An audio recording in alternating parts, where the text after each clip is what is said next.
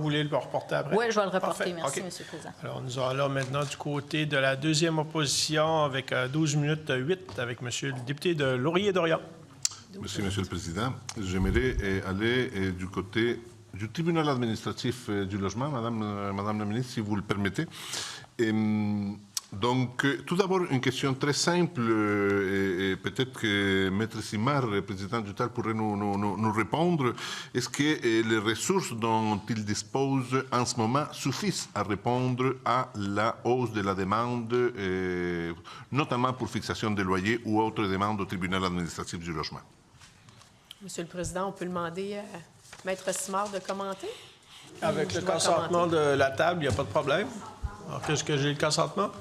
Oui. Alors, M. Simard, veuillez vous présenter par votre nom et titre. Merci, M. le Président. Alors, je suis Patrick Simard, le président du tribunal administratif du logement.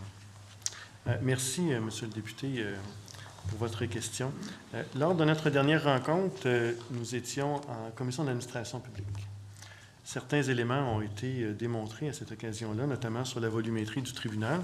Si vous me permettez, par ailleurs, je vous dirais que la dernière année, on a franchi le cap de plus de 93 000 dossiers au tribunal.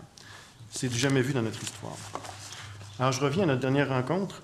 À cette occasion-là, nous avions 102 personnes qui étaient dévouées aux effectifs du service de renseignement et le service de traitement des demandes, donc les agents aux activités judiciaires. Depuis ce moment-là, notamment mise à jour économique, 1,5 million de dollars supplémentaires, possibilité de faire des embauches en dehors du gel. On a obtenu des dérogations. Ça nous amène donc maintenant aujourd'hui de 102 à 119 personnes. Donc, il y a une augmentation importante, ce qui nous a permis de réaliser des gains importants. Depuis notre passage à la CAP, notre productivité à l'égard du traitement de l'ensemble des demandes, l'ensemble des correspondances qui entrent, et là on parle de plusieurs centaines de milliers, là, on a réussi à obtenir un gain de productivité de plus de 15 %. Alors, si vous demandez à un gestionnaire de l'État s'il est satisfait de ses ressources, on vous dira toujours qu'on en prendra tout le temps, mais je vous dirais que depuis notre dernier passage, je suis satisfait des résultats. Oui, tout à fait. Merci, Monsieur Maître Simard. Comme vous le savez, Madame la ministre, le tribunal administratif du logement, au mois de janvier, a annoncé une hausse record de l'indice d'augmentation des loyers, 5,9 %. On sait que c'est un minimum parce qu'il y a énormément, oui, de toute évidence, on me reprochait tantôt de ne pas connaître la réalité, mais de toute évidence, vous êtes loin de la réalité des locataires parce que c'est, dans la plupart des cas, c'est un minimum. J'ai des collègues ici très proches de moi qui ont connu des augmentations de 22 %. Et donc 5,9, une augmentation record. Et vous avez, en réponse à cette augmentation-là, vous avez réformé le règlement de fixation des loyers, un règlement qui existe depuis très longtemps et qui comportait certains problèmes, mais on dirait que vous en avez donné plus que le client en demandait. Et écoutez, je voudrais vous montrer des tableaux que vous connaissez sans doute. Là, avec l'ancienne méthode de fixation, selon nos calculs, on arrive à 23,8 d'augmentation sur une période de 15 ans. Avec votre nouvelle méthode, 38,2 %. Un autre tableau que vous devez connaître sans doute, qui a été préparé par le journal Les Devoirs, qui ont fait les mêmes calculs et sur une période de 15 ans. Systématiquement, sauf pour l'année 2025, il y aurait eu des augmentations beaucoup plus importantes qu'avec l'ancienne méthode de calcul. Là, on est perplexe. On vous avait demandé de limiter les hausses de loyers, mais vous nous arrivez avec un calcul qui, en définitive, augmente considérablement les augmentations des loyers. Allons-y dans le détail, Madame la ministre. Pourquoi vous avez abandonné, vous avez introduit un indice, Pourquoi un des changements que vous avez fait consiste à utiliser l'indice d'inflation, l'IPC sur les 3 dernières années, de façon automatique pour augmenter une première couche d'augmentation? Est-ce que cela ne correspond-il pas à donner un prix, bonifier les augmentations de loyer des propriétaires qui n'ont investi aucune scène dans leur immeuble? Alors, Monsieur le député de Laurier-Dorion, vous savez que c'est un sujet qui est explosif, ça. Et à juste titre, il y a des gens qui ont de la misère à payer leur loyer. Alors, pensez-vous vraiment que j'ose toucher à ça, alors que personne n'a touché à ça depuis 40 ans, puis que je rentre là-dedans, puis choc, hausse de loyer, loin de moi cette idée.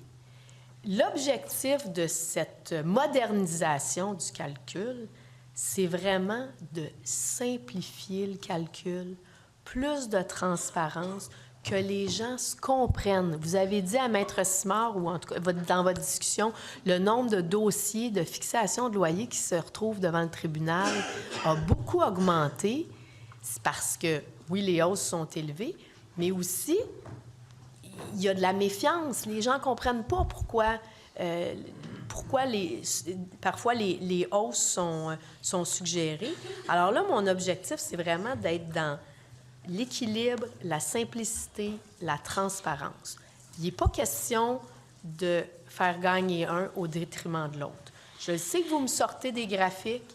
Malheureusement, en tout respect pour ceux qui les ont produits, là, on en a fait des analyses, nous. Puis on s'est assuré qu'il n'y en avait pas de choc tarifaire. Je l'ai dit à plusieurs reprises, sur 30 ans, quand on compare les cas qui sont allés devant le tribunal, OK? Ancienne méthode, nouvelle méthode, ça donne un écart de 3,28 par mois. Sur 10 ans, c'est quelques sous d'écart, puis sur 3 ans, les deux méthodes sont équivalentes. On est venu enlever du calcul l'IPC logement qui était hautement inflationniste. Alors, c'est sûr que pour le futur, on vient calmer la donne, là. C'est certain. Donc, on est dans l'équilibre. Puis si vous voulez les voir, ces calculs-là, puis qu'on vous explique toute l'analyse qu'on a faite, parce que j'ai pas entendu personne me demander ça, là, alors que ça fait 1 an qu'on travaille là-dessus, puis que c'était compliqué d'arriver à quelque chose d'équilibré, puis qui faisait pas de vagues, bien, ça va nous faire plaisir de vous expliquer ça. Monsieur le Président, puisque Madame la ministre ouvre la porte, je pense que moi et beaucoup de gens, on aimerait avoir accès aux différentes études, en fait, les matériels que vous avez pour aboutir à vos calculs. Mais ça vient avec une formation, là. C'est compliqué. Très bien, très bien. Puis voilà, mais ça devrait être une information disponible à l'ensemble des acteurs, à l'ensemble de la société québécoise aussi, parce que ça concerne 1,3 million de ménages locataires, comme vous le savez, Madame la ministre. Donc, vous avez acquiescé à une demande généralisée qui était le retrait du revenu net, qui incluait en fait l'inflation du logement. Mm-hmm. Mais vous l'avez introduit dans un deuxième calcul de l'utilisation de l'indice des taux d'inflation sur les 3 dernières années. Et cela fait en sorte qu'encore une fois, je vous repose la question, un propriétaire qui n'a pas investi une scène dans son immeuble en termes de maintien d'actifs, de réparation, que sais-je, des travaux d'entretien surtout, mais lui, automatiquement, va avoir, parce qu'un taux d'inflation qui inclut l'augmentation des loyers, un taux d'inflation, va avoir automatiquement on va lui octroyer la possibilité d'augmenter les loyers. N'êtes-vous pas en train de récompenser les propriétaires négligents? Je pense pas. De toute façon, l'IPC était déjà prise en compte, dans le calcul actuel. Donc, on vient prendre l'IPC Québec moyenne mobile 3 ans. Donc, on lisse les augmentations. Ensuite, on vient tenir compte des taxes des assurances qui peuvent augmenter plus que l'IPC. Si c'est le cas, ça peut être pris en compte dans le calcul.